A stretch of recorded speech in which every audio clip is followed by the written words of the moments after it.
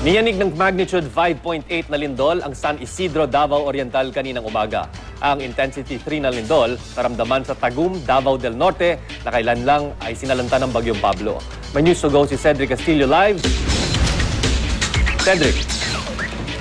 Yes, Chino, mag-aalas 6 kaninang umaga ay bago pa man tumunog ang ating mga alarm clock ay yumanig na itong kwarto ng ating hotel room na tinitigilan natin dito sa Tagum City sa Davao del Norte at ito nga ang gumising sa ilang pang mga hotel guests dito sa Tagum City.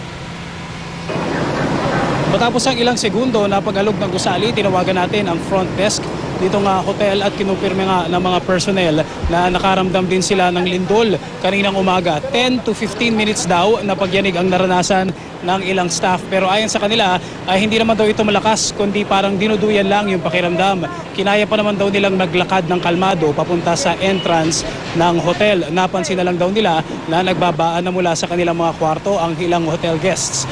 Kasabay nito mismo ang technical team ng GMA News na kasalukuyan nagse-set up noon sa labas ng hotel ay nakaramdam din ng paggalaw ng lupa. Napansin na lamang daw nila na tumigil ang ilang sasakyan sa kalsada at nagbabaan ang ilang motorista sa kanilang mga sasakyan. Akala ko po, inaalog lang yung kasama ko yung table. So, hindi pala, wala pala dun ang kasama ko. So, paglabas ko, luminindol na pala. So, sinabihan ko yung kasama ko, lumabas kaming dalawa.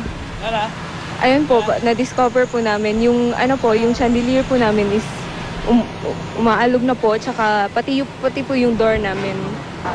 Nandito lahat kami, no, nag-set up nang makaramdam kami bago mag-alas 6 na malakas na yanig. Akala ko, dahil syempre isang linggo na rin tayo nagko-cover sa New Bataan, akala ko nahihilo lang ako. Pero nakikita ko yung mga gamit natin umaalog.